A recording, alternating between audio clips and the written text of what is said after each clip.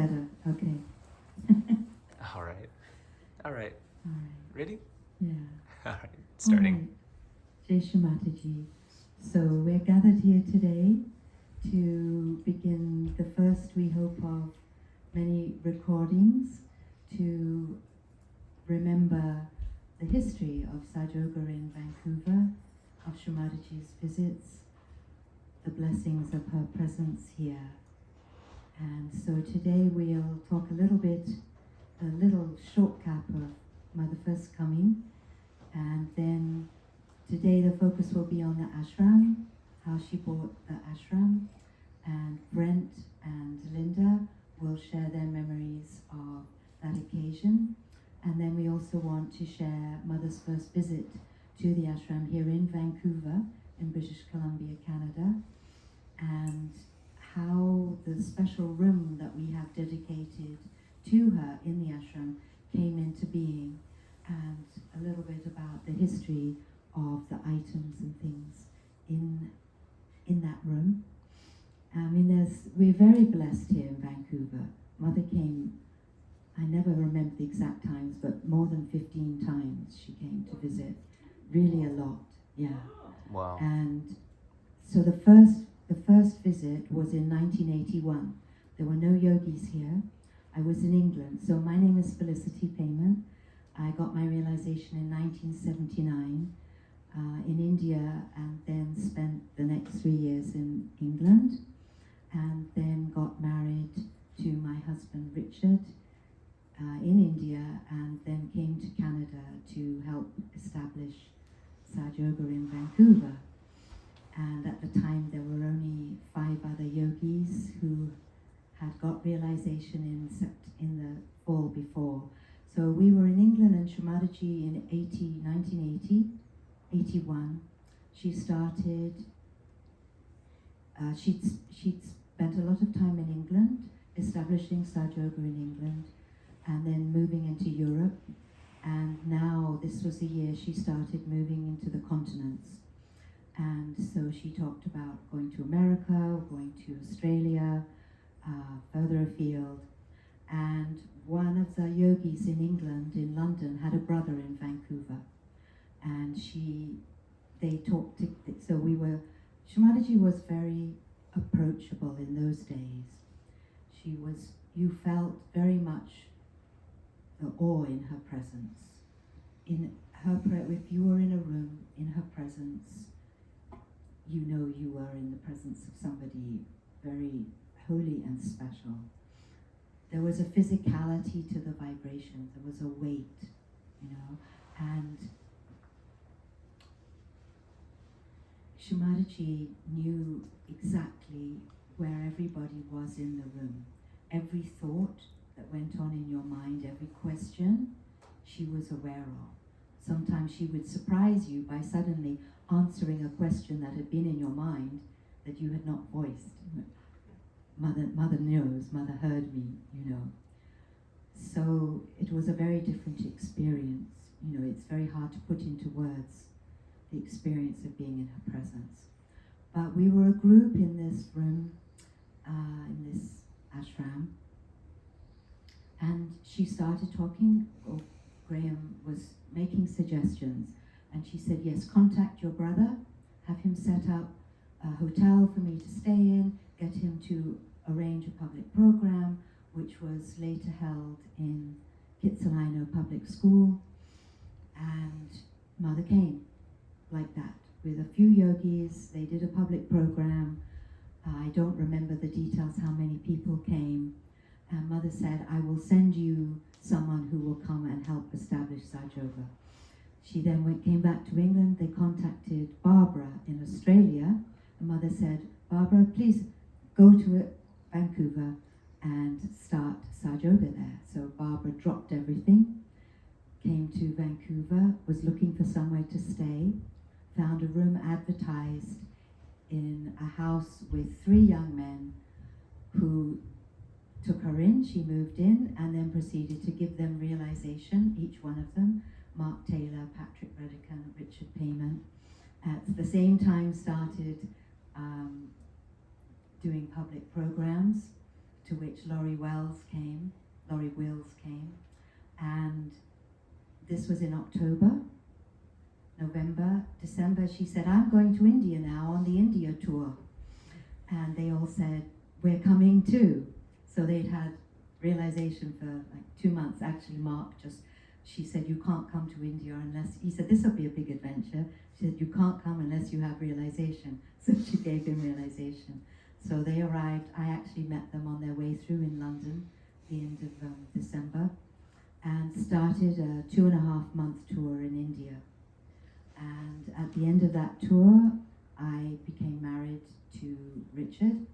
And in April of '82, the others came back, and we came back and moved into the ashram in East Vancouver.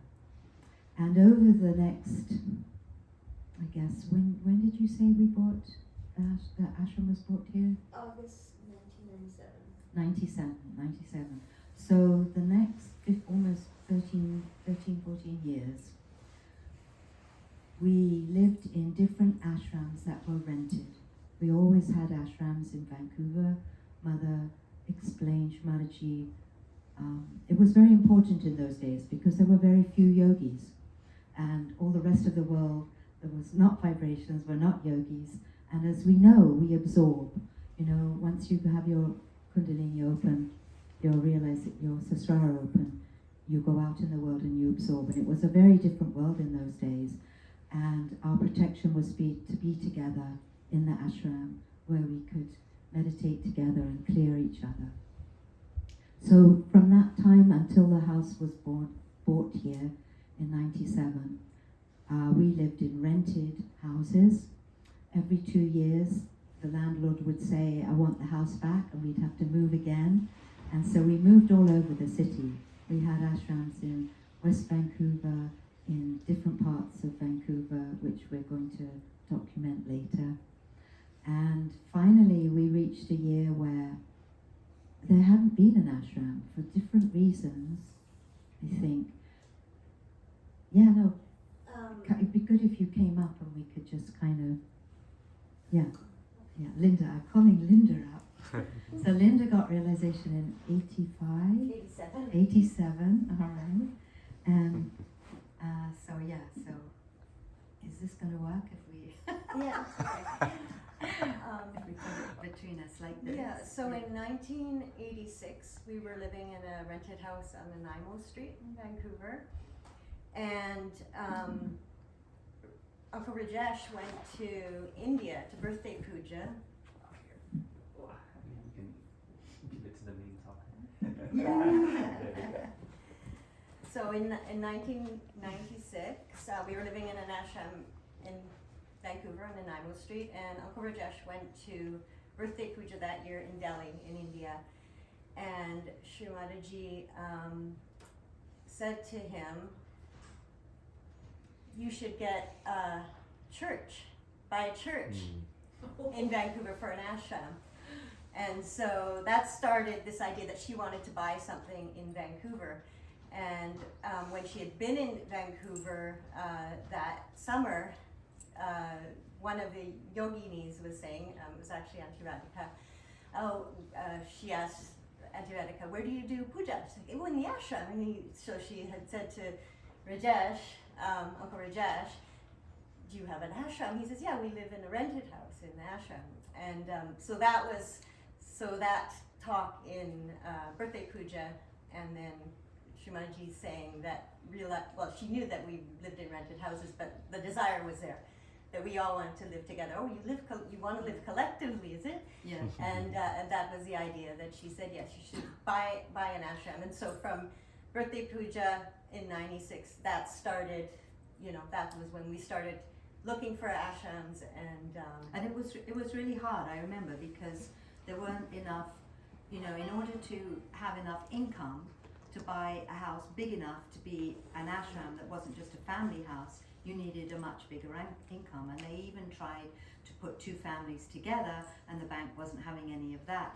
So by the time Mother came to visit that next summer after the birthday puja, we hadn't been able to work anything out. And So we should call Brent up now to come up. Yeah. Yikes, public So- speaking. So who was in the car? Who was in the car with Mother when she came to the airport when she arrived that year? You didn't hear that yet? No, come. Yeah. Go ahead. This is 96, right? Yeah. You were, no, 97. No, he's going to say about how Mother chose the house. Yeah. So come in. Okay. All right. So we can't remember exact details, but what we understood was that we all went to greet Shumadachi at the airport, as we always did. It was a special thing. And when Shumadachi would come to Vancouver, it was a part of a North American tour, we should say. So early on, she established this pattern of coming and visiting New York, Toronto, Vancouver, and Los Angeles. And usually she would do it in that way. Sometimes she would do it New York, Los Angeles, Vancouver, Toronto. But it was like this whole bandon around the four continents. And there would always be public programs in every city, and one or two pujas, so often an East Coast puja and a West Coast puja, or just one puja. And if it was on the West Coast, we would drive. Vancouver people would literally drive all the way down to Los Angeles, one year to San Diego, because when Mother came, Mother's coming, she's here, we've got to be there. You just wanted to be there with her. So even if she was on the other side. And then, so this particular year, 96, she arrived, and what we understood, we don't have the people here who were in the car, is that Mother literally, she got in the car and said, let's buy an ashram. And it was just like, wow, Shumadachi's going to buy a house, for all of us. And I do know that what was so important, she said, was that she wanted to buy a house here in Vancouver to establish Sri Ganesha. Because when, if she wanted a permanent place that the vibrations could build, and we would root and have Sri Ganesha established here. And at the same time, or within the same time span, she bought a house in Los Angeles and also in New York. And she said having the ashram in Vancouver and her house in Los Angeles would prevent the fault line from falling into the ocean, because as we know, we all live on this ring of fire and the earthquakes. So now turn over to Brent, who has more details on how the ashram was selected. Hi, I'm Brent. You guys all know me. Not everyone. I'm even Camp Brent Fiddler. I got my realization back in 1988. Got my realization very unusual because I had kind of given up on seeking, and I was down in English Bay watching a man with a balding head in the water raising his kundalini and doing a foot soak, which I didn't know what it was. But it turned out that man, his name was Clayton Kerrigan, but he also had been an old friend of mine from Winnipeg, Manitoba, where I grew up, and quite a good friend, and I hadn't seen him for like 10 or 15 years. So just beautiful little coincidence that there's this guy I hadn't seen for 15 years, and there he was living in Vancouver, and took me in, and I ended up getting my realization with Laurie. Now, I usually can't remember what happened 2 days ago, so I do remember being with Shumadachi very clearly, and that experience, because there are certain things that just burn into your memory, and experiences like that you don't forget. What I don't remember is where I was left alone with Shumadachi. If it was in a hotel room or if it was in the ashram. All I know, it was a really big room, and I remember Surinder smiling, saying, I have to go out. And I think Rajesh was there, and they left me alone with Shumadachi, and she was in the middle of this room on a big chair, and Surinder gave me a 1997 real estate guide with color photos of all the... Yeah, because there was no internet. There's no internet then, and I just sat at Shumadachi's feet, and I was going to be the guy turning the pages, I thought, just turning the pages, and Mother was going to look. No, that's not what happened. My ego came up, I guess, and I had just bought in a place a little while before, my first place, and I had done a lot of research on real estate, so I'm going to talk about real estate in Vancouver. Shumadachi like it. Not that smart. But anyways, Mother would turn a page and she'd go, what about this one? She'd say. And I'd say, well, Shimataji, that's not in a very good area of Vancouver, and I don't think it would hold its value too well. She says, is it? Is it?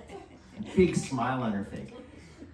And then after doing that a little bit, it kind of hit me.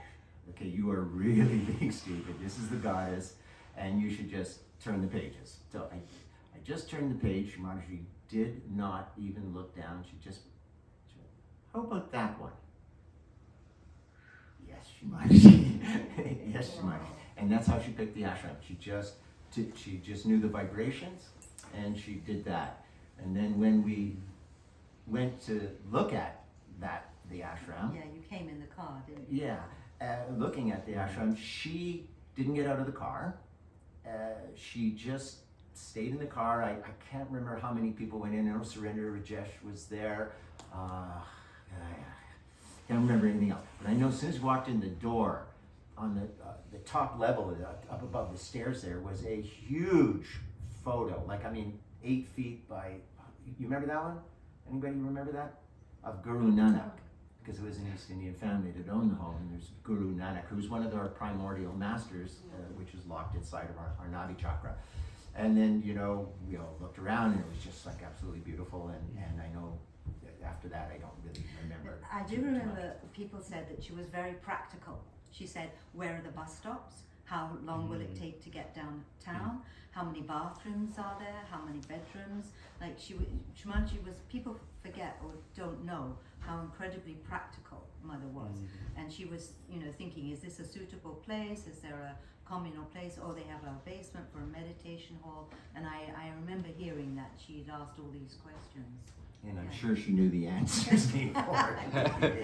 Well, true. So that's sort of my early memories. I guess I was the book holder for the No, and also she said, I remember people telling me that this was a very dharmic family. No, I wasn't present that time, but people tell me the story. Do you want to come tell it? She said that the family that was owning the ashram was a very dharmic family, and therefore she wanted to buy the ashram from that dharmic family. Oh, okay. So Madhurima just said. I think Rajesh told me that. That the family that owned this house originally was a very dharmic family, and Shimataji wanted to buy it from a dharmic family. Very nice. So now we would like to talk a little bit about the first visit when Shimataji. So she, obviously it takes time to buy the place, and Mother went back home. I know little part. Yes. When the deal went through, no, I wasn't there. When the deal went through, because it's recorded in my memory when Rajesh told me. When the deal went through, she asked Rajesh to go to the sweet store on 84th Avenue and buy the sweets. And they all had sweets. Right away, she bought the sweets. Celebration. Wow. Yeah, celebration. So when the deed was signed, they all went to the sweet store. Bear Creek Market nearby. It's super vibrant. Yeah. Oh, that's so lovely. Yeah.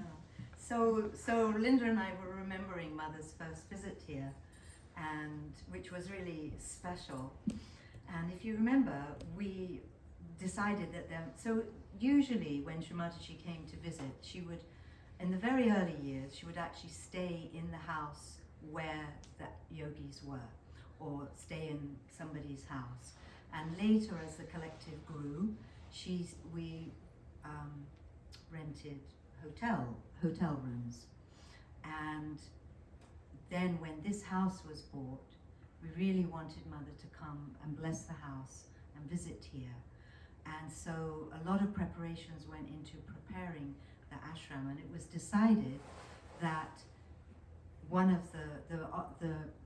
so there was a lot of thought went into the stairs. There's a lot of steps that come up into the front entrance, and so Rajesh must have been leader at that time, and they decided to take out the back fence, part of the back fence section next to the road, so Mother's car could drive right in through the garden to the back door.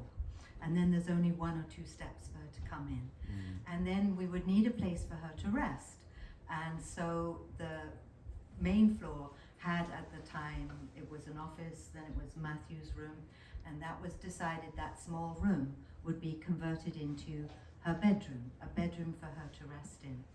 And so when Mother arrived, we were all waiting inside, And I remember that red roses had been bought so that every single yogi in the collective could offer Mother a rose. And she came in the main floor and she sat.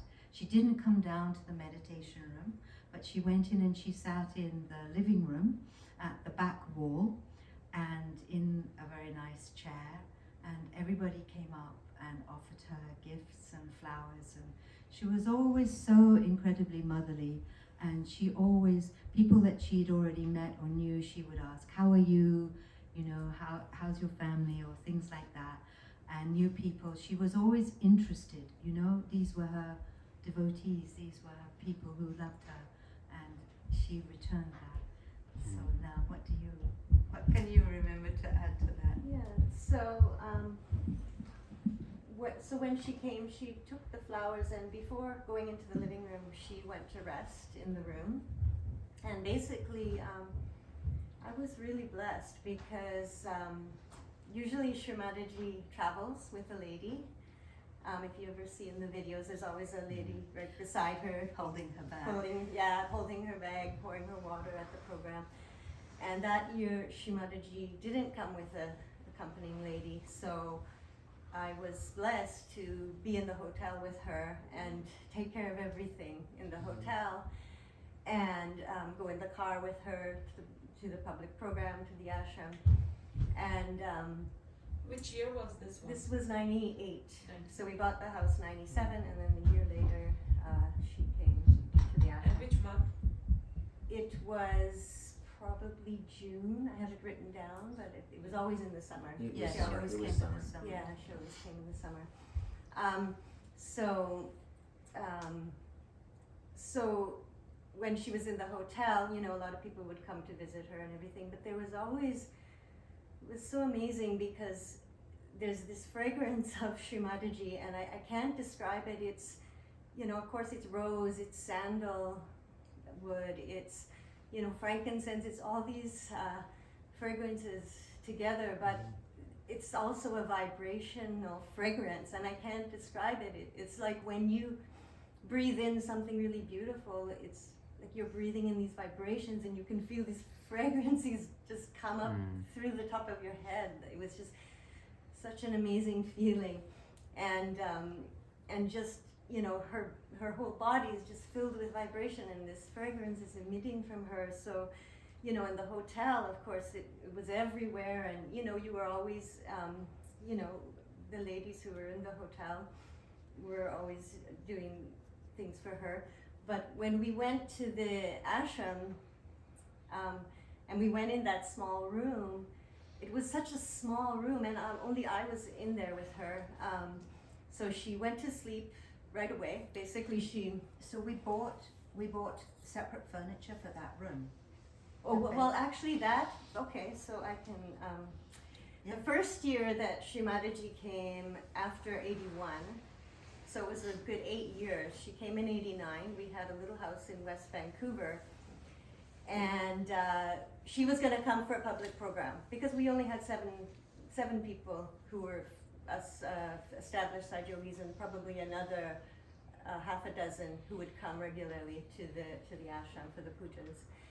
And so we found out she was actually going to come. We had this very small house. It was a 2-bedroom house, and with another room in the basement, which was kind of unfinished. And we found out Shrimataji was coming, and the men in the house just decided to renovate the whole basement. They made this it was just a little, you know, rec room kind of thing. And they took out the doors, they put in these double French doors, and they put in a new floor, like they completely made it beautiful. And we didn't have anything for Shrimataji, so we bought a bed, we bought a chair for her to sit on, we bought a couch for her to sit on. We bought all the dishes, yeah. all the linens for the bed, all, you know, for her personal use. All of the dishes she would use, a side table. We just went on this big shopping spree, and every time it was Lisa and I doing the shopping mostly, because you know, Lori and Vern were busy with, you know, a lot of the promotional stuff and stuff like that. So Lisa and I would go out, and every time we'd find something, we found this glassware that had this gold rim around it, and when we found it, it was so perfect, and we just, like, we both knew, like, every time when we found the chair, which is actually this chair, it had the little bunduns on it, if you've seen it, we're like, we have to get this one, and then, so yeah, everything that we had, we got everything in '89, and we slowly added, some other things, but basically all the dishes, everything that we have in Shrimataji's room now, was bought in '89, and we used it every time she came. So she came again to Lions Bay in '90, and then '92 Abbotsford, and then '93, '94 she stayed in hotels. So we would bring everything to the hotels. So just explain how that worked. Like, you'd go as the welcoming team for Mother. You would go into the hotel room that is set up as a hotel room. Exactly. And then what happened next? We clear it with frankincense, of course, wipe everything down, and then we basically remove all the linens from the bed, everything that was already there. We brought our own carpets, we'd lay down the carpets, any furniture that was already there, we would, if she was going to use it, we would put like a silk sari or something on it, but she didn't, because we'd bring her chair into the hotel. And even sometimes paintings or wall hangings got changed sometimes. Yeah, Not so much. I can't remember that part, but definitely we would put down our own carpets, we would use our own linens, we'd remove all the towels, just everything. We'd set up all her personal items, so we'd go shopping and we'd buy the type of oil that she likes, the type of soap that she likes. Can you remember what? There was this Chinese oil, maybe Brent remembers, or maybe Tiger you remember. brand. Huh? Tiger brand. The little No, one. it was a green bottle. Oh, It yes. was, I don't know if you can still get it, but we used to buy it, and we used to buy lots of that, and she would just get it rubbed on her feet, and So, because that oil, when Mother came to visit, she was clearing the vibrations of the town, the city, the people, and by massaging with all this oil helped clear out the vibration. Well, Mother release was the- absorbing everything. yeah, she was releasing her vibrations to us through this, so it was, Yes. yeah, but and that was another part of the smell, like it was just so beautiful, and so we'll find that oil, Yeah, because we'll I'm check that. sure, like, Yes. somebody, And soap? What kind of soap did Mother can't remember. I think we would buy sandal soap, and she also had her own things, but we Yes. would also bring things, and people would want to offer things, and we'd have them there so that she could use them, so that if she used something, like later on, after she left, we'd go in the bathroom, and of course we all get, to see what she used, and Yeah. yeah, that's right. and anything left half, used, then we'd share it, or Yeah, because then it could be used, it could be added to and shared with the yogis, so exactly, that everybody could get some vibrated water or some vibrated oil or even kumkum or something like this. We used to have a shelf, I remember, Yeah. which had vibrated all things. vibrated from Whatever Shrimataji's she is. hands. And yeah. another thing that we used to do, which maybe people don't know this, every time you went in her bathroom or changed her bed, you had to collect every single hair. Yes. And we would always have, like, a special bag to put the hair in. And we would, and she had instructed that this is really important to do when she's there. So, Because and I the hairbrush that we had there. we were talking about this recently, and I'd forgotten what the answer why we did that. But every part of The hair belonged to Sri Yama, yes, the god of death. yes, And in India also, and in Russia also, when I was with her, we would put it in an envelope, and they had to be given back to yes. Shrimataji. That's right. Yeah. That's right. Yeah. I know, and it was the same with nail clippings too. Any part of Mother's body had to be You had to returned return to back her. Mm-hmm. It was very protocol about that. Yeah. Yeah. That's right. Yeah, so I can remember seeing people looking, scouring on the sheets for Yeah. Mother's special hair, and it's very hard to describe the blessing and the incredible high you would feel from being in the room where Shrimataji had stayed and touching the things that have vibration. I mean, because she would come for such a short time. she would come for like 3 days or maybe 4 days maximum. And during that year, you know, there were always like little dramas, challenges, personality issues, you know. And then Shumanaji would come, and by the time, and then you'd all go to the airport to greet her. Oh, we forgot we were going to show that. And we would all go to the airport to greet her, and it was such a joyful thing, just standing there waiting for her to arrive. And then you could actually feel when she'd landed, you know, something would change, and you'd feel more cool, or the vibration would go up, and then she'd come out through the doors, and we all had flowers. We'd offer flowers. I think while we've got Felicity here too, she's leaving us, you know, she lives in England. People that move into the ashram, I always wonder, can interesting things happen? There's all sorts of coincidences and things that happen that make it easier for people to move into the ashram. And for those who don't know, Felicity and Richard and her family, and the payments they paid and built, had all the rooms at the back added on and built because they wanted to move into the ashram. But they had a house at that time, and they weren't sure if they were going to be able to sell it. So would you like to tell that story of how you moved in? I think that's a wonderful story. Let's save that, because there's a lot of different details with but you that won't be one. here. But okay. Yeah, we'll arrange. I wanted a personal one. Yeah. That's all right. That's all right. very sweet. We'll have another time. Yes. So keep going about the hotel room.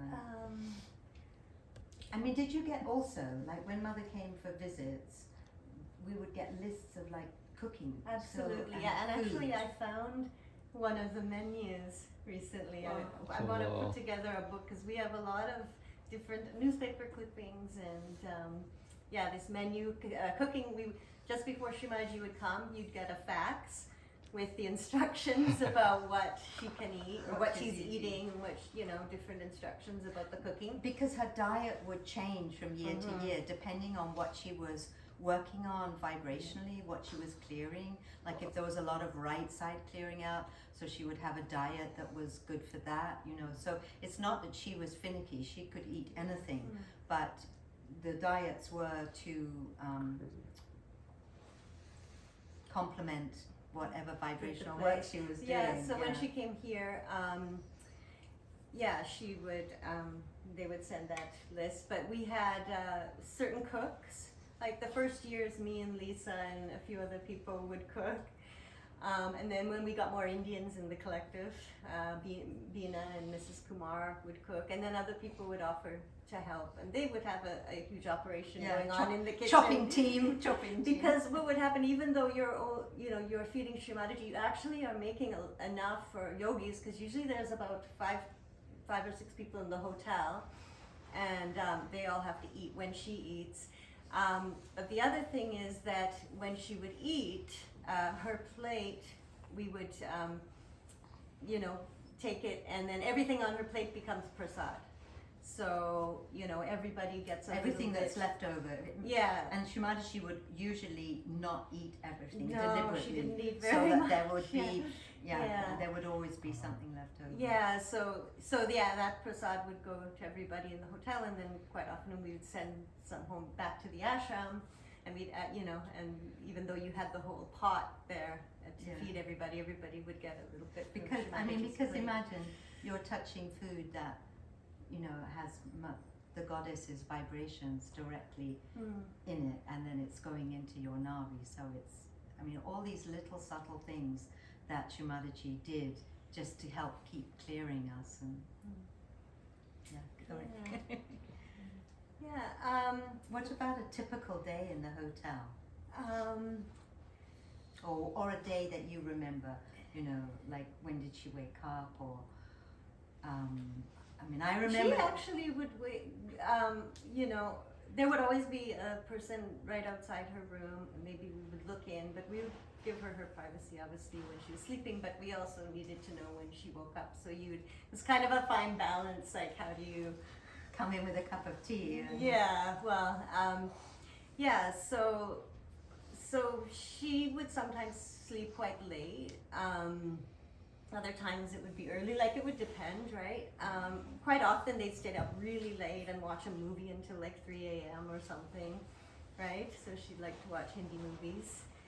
And And other than that, But also, she very often, each city she went to, especially in the early days, she asked for newspapers. I was just gonna say, I Yeah. do remember the Common Ground. He was your friend, right? Yeah. He came in to meet her. This was Walter. The editor of Common Common Ground. Common Ground, which was like a Joseph- seeking, Joseph. oh, that's right, Yeah. which was a seeking magazine, Yeah. and she actually met the editor. Yes, did she give him realization? I think. I think She- so. Yeah. She Yeah. did. She gave him a lot of attention. Mhm. Didn't she? Yeah. It was the spiritual magazine, but it was also full Well, that's Lots of why. things, They yeah. it had everything. of, yeah. Yeah, so she would, that was, I was gonna mention, she did call people, and if anything was going on in the ashram, if something had been brought to her attention that somebody was having either a problem or something really good to share with Shrimataji, she'd invite them to the ashram.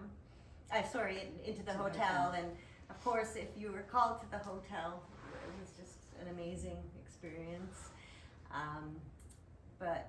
Yeah, so it basically, she would spend the whole day talking to people. Yeah. And then in the evening, usually there was a public program. Yes, so yeah, then she would get ready for the public program, and once she left, the few ladies would stay behind. That's when we got to make her bed and gather up all the things and just sit and meditate, and it was really. And did you also? I remember ironing saris. I remember. There Oh was yeah, a lot of, as soon as she got there, she'd give you some saris to iron. So. You guys vacated me from my apartment for one of those. Yeah, so I do remember an experience that's quite funny.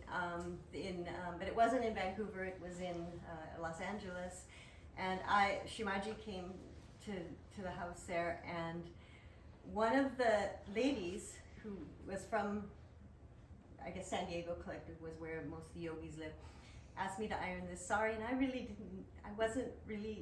I wasn't married yet. I wasn't really. I didn't really know how to iron. practiced iron. Yeah, and so I had said to Linda Taylor, "Do I use steam? This is silk. Like, will it ruin it? Will it melt it?" Like, I didn't know anything, so I just tried to iron this sari on a really low setting, and it went into Shrimataji, and then the lady who was with her came out and said, "This Shrimataji said this sari isn't ironed properly." So this other lady, I think it was Leslie, just went in there with the steam and and I was like, I guess you can use steam to iron saris. Yeah. So yeah, that was definitely. So after that, I actually became really good at ironing saris. Because with the ladies, we really tried to take care of Shrimataji as she was traveling. You know, you wouldn't send her saris out to be dry cleaned or anything like that. So the food was cooked, the saris were washed, and just, Oh. And then maybe going back to the ashram, because again, as I was telling you, there was this fragrance of Shrimataji, but in that tiny room, it was just that much more intense, just like Shrimataji laying there on the bed. She faced the wall, so the bed was not where it is now. It was facing the wall to the foyer. Yeah. Like, so if you walk in under the window, Under like the window. coming out. No, coming out the from feet window. toward the window. The feet to the Okay. So her head toward where the yogis were, and so and she was sleeping the whole time with her, facing the wall. So I guess it would have been on the right side, and and That's right. I remember it there now. Yeah. and the vibrations were just so strong when she slept. I mean, of course they were always strong, but it was something about when she was sleeping, and I just felt like, because I had to sit there with her to make sure if she needed anything, and just completely immersed in it. It was. Yeah, Can't the vibrations travel, because I can remember one night when she was there outside with some yogis when she was sleeping. It was late, because I remember that, and we were all sitting outside, like in the backyard. Well, I remember them in the saying- backyard, and just yeah. like meditating, and then outside of her room, outside the house, and it was a prayer. I remember that too, because they said, "Oh, Shrimataji needs to rest now. She's going into her room. Everyone needs to go out into the garden so that she's not disturbed. There's no sound." And I also remember sitting out in the garden, and it just like this incredibly deep silence came over, and I suddenly realized I felt like waves of vibrations. There was just like waves coming out from the room where Mother was. I was sitting where between the shed and Mother's room, and just like washing over you. And I remember turning and looking out to the street, and it was like I felt like we're in this bubble of vibrations, and the world is out there, and we're just here, sitting here, you know, in Mother's presence, and it goes so deep, you know, it's such a deeper level. I mean, she said once that a puja in her presence was worth 5 years meditation on your own. So you can understand the power and the energy of Mother's physical being was just so beautiful. It's just so beautiful. I can remember. Come closer. Come closer. I can remember being part of the media teams in Mother's early visits when she'd come here, because I was involved in the media, and she just orchestrated everything. That's all I can remember is just a couple of incidences. I know that I had set up an interview with national CBC radio with a woman named Vicky Gabbro, and for that evening, and it was going to be I thought it was a really big affair, like it was really something that was going to reach lots of people. She was a very well-known broadcaster at the time. Yeah, absolutely. And Shimari said, no, she just wants to abuse me. We're not going to go cancel this. Wow. So she canceled it, and so Goddess like knows everything. You know, she just knows everything. She's orchestrating the whole thing, and we used to always get Mother's. We'd always go to get the mayor and the premier, and I was responsible for getting letters for those guys, and so I got them all the letters. And you know, Mother would look at them and she'd smile, but I think she was working out, like when she'd get a letter from somebody important, like a politician who's a premier or a mayor of a city or the prime minister of the country, she's working out vibrations on the whole country by putting her focus on those people and going through it. So everything is deeper than just what we see on paper. Yeah, I mean, because we know also that when she watched the television or the news, you know, or music concerts, she was actually working the vibrations through, because anybody who's watching that program gets her vibrations. You know, I noticed that often she would say after a public program, she would list a number of how many had got their realization. And the first few times I kind of went, oh, that number's not right, knowing how many people the hall held. And then I realized it's not just the people in the hall. The vibrations are going outside, and people's kundalinis, you know, are coming up. And it's a whole, different thing. So, we were going to talk about postering and how important Mother's photo was. Because in those early days, and it was like there were, you know, when I first came, the vibrations were very heavy in the city. You know, you'd go out and you wouldn't feel good, and you'd come back and you foot soak and things. And so when we had the opportunity to do a public program, or especially if Shumalaji was coming, it was an opportunity to just blast the city with posters with Mother's photo. And if you remember, we had, when we did the tube, the train, remember we got billboards. Yeah. Well, there was this one in '89 when you guys had that Tercel. Yeah. And they had these, okay, do you remember this? There were these posters like this big. Oh yeah, and they put them, so they took 3 posters in a triangle and put it on top of the cars. So it would be like, even in traffic, you could see Mother. Yeah, on top of all the traffic, these like this size poster, like as if, you know how something like a pizza place would have it like at the top, and nowhere near as big, right? And so they were on these big boards, and Alan Morrissey and Richard were driving around with those. I know. I can remember postering all over Vancouver for a long time, because I love postering. I had a theater company, so I was used to putting up posters. And I can remember putting up posters in stores that didn't let people put up posters. I don't know how, but they'd look at that and they go, okay, you know, I give them the spiel, you know, we're doing free meditation for people. That wasn't part of it. They just look at the poster and go, okay.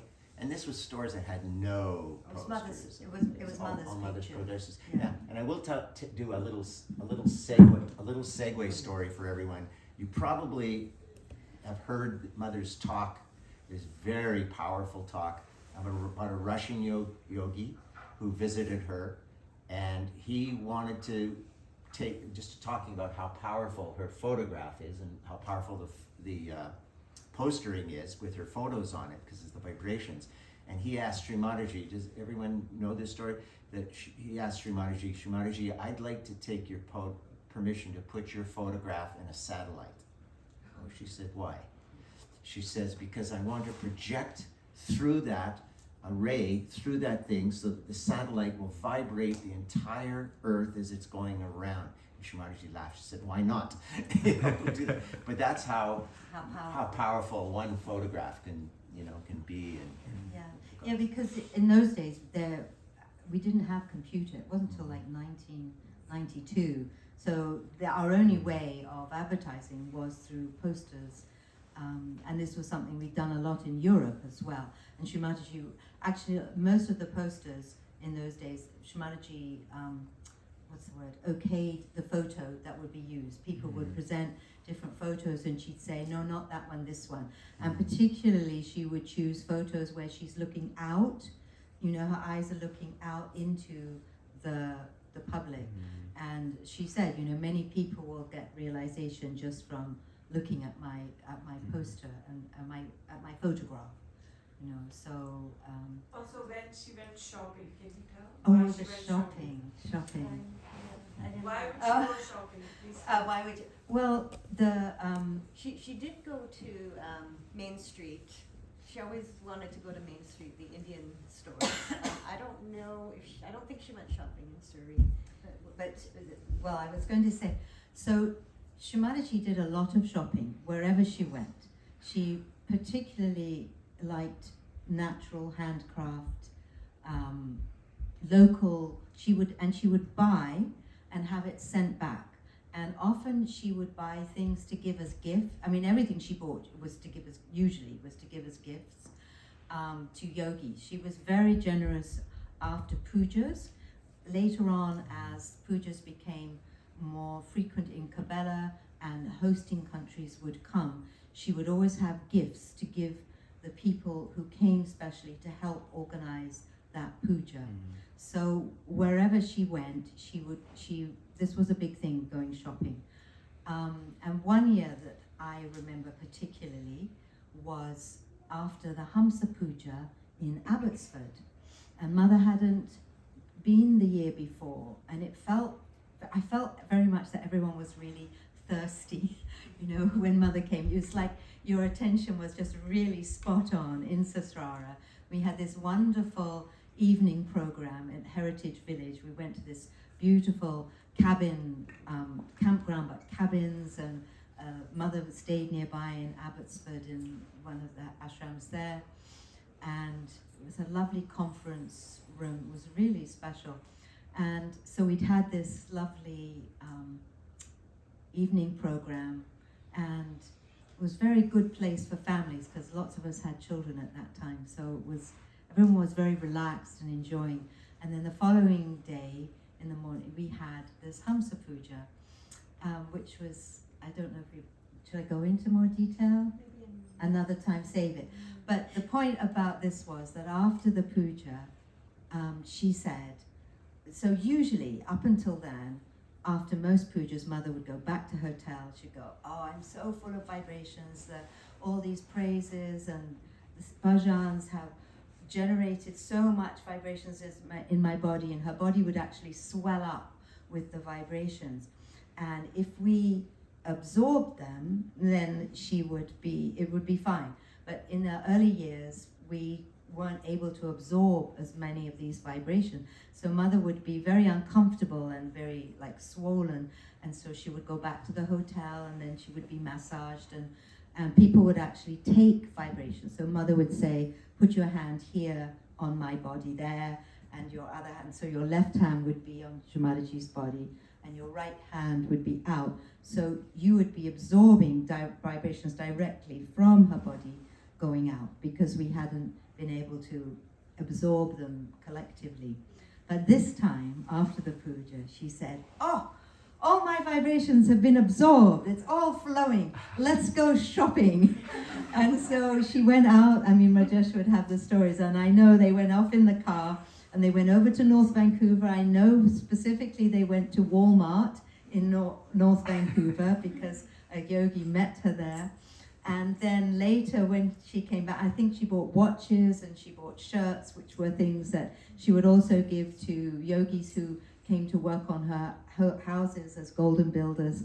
And she said, and when she came back, when they finished the shopping trip, she said, now all my vibrations have been absorbed. And she said, the whole of Vancouver is vibrated. And that was like, wow, you know. And that's where you notice, you know, you it's much lighter. It's I mean, sometimes people complain here, oh, it's a bit left side or something. You don't know what left side is, I can tell you, you know.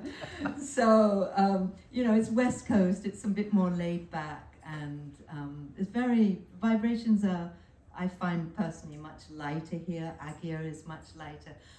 Every country has its strengths and its weaknesses, and so I've been living back in England the last 8 years, and managing, you know, it's much better there, but still there's left side. You know, it's a complicated country, big history, Shiva's land of all his gunners, you know.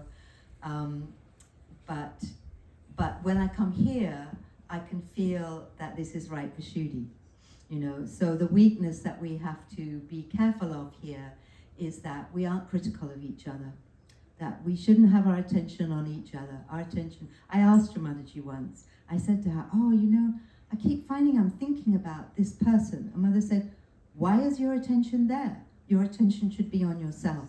So I noticed that's something we have to be careful of, because this is how the negativity tries to create divisions, you know. It just creeps in, it makes you think, oh, why is that person doing that?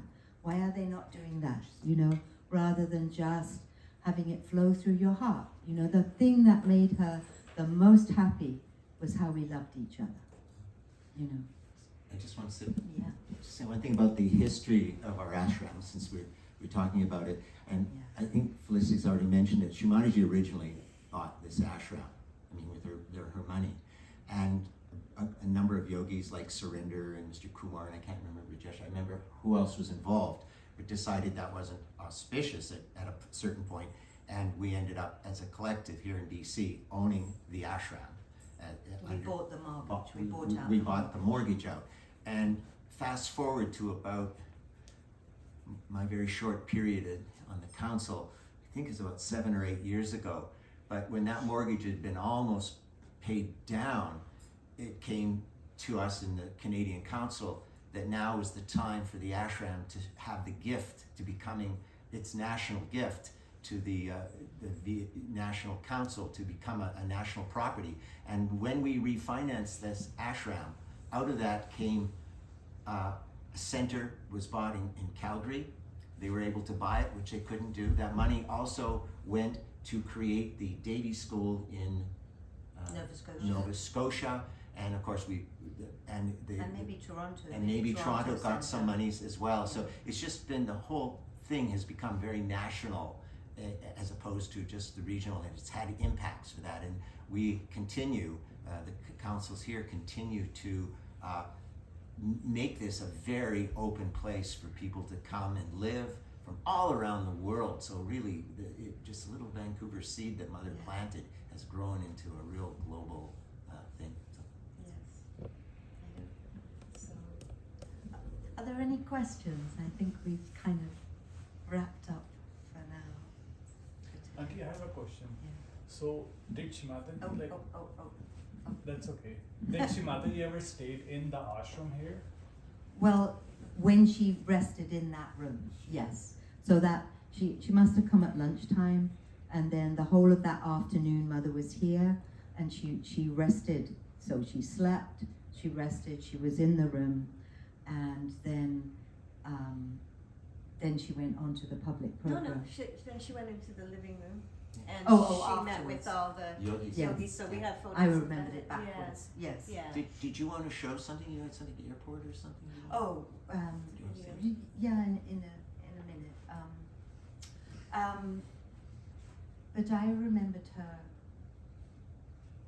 No, she rested Yes. right away because, Yeah. and it was a long time. It gave people a chance to meditate, and the whole hallway was filled with people. And I remember coming out. She wanted something. I can't remember what it was, and I came out, and there was just all these people like this, and it's just this like these vibrations that were in the room, and they kind of were like expanded. Like as soon as I opened the door, I just felt this expansion of Srimataji all through the house, through all the yogis. Yeah, that they all just rushed out. Yeah, it was really. The vibrations rushed out of the room. Yeah. That's right. It was quite amazing. Yeah.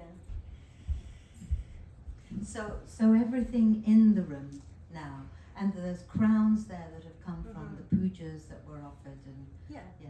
Yeah. So we're putting everything in the room that Srimataji actually used, and everything's going to be labeled. And we'll, like I said, we have a lot of those letters from the Prime Minister, all that kind of thing. We're all going to put them all there. Do you know the story behind the shoes? How did we get those? No, I don't know. Yeah. Who brought them? I think Surinder did those, and I think he had them melted and made. Are we talking about the silver? are No, silver? the white No, they're shoes. shoes Srimatiji's white bag. Oh, I thought you were talking about these. Yeah, Yes, I know we'll find Rajesh will know that Yeah. because I do. This is the first of Okay. different ones, so Yeah. it's good. Yeah. So yeah, if you have questions, we Yeah. should Yeah, follow because this through. I was thinking of the gold I have a chakra, little so- story with the shoes. Well, you have to Yeah. come up. You have Okay. to come up. I'm sorry. Let it come. I didn't want to take away. No, come. It's a This very is sweet story. yeah. This is the chance. Yeah. I was in Moscow in '98 with Srimataji, and I think they are the same shoes. She was wearing them in Moscow when she came, and when she was leaving for Italy, they asked me to do the arti. I was so new, and I didn't even know the protocol, nothing. But they asked me to do the arti for Srimataji, and Srimataji had those white bellies on, similar white bellies, and That's the name of the shoe, the ballet shoe. in the bellies, they are called bellies, the white shoes there in the room upstairs, and I'm doing the arti, and I'm supposed to offer kumkum at her lotus feet, but she had the shoes already on because she was going to the airport, right? And I said, what if I put the kumkum on the shoes? They'll be red, and she has to travel. And it was just a thought in my mind. I didn't even ask Srimataji to take off her shoes. And she said to me in Marathi, Mikarte means I'll remove them. I didn't even say. She just read my thoughts, right? And then of course and therefore when I came to Canada, I saw these shoes, and they reminded me of that. Yeah, oh my goodness, oh, very sweet. Thank you.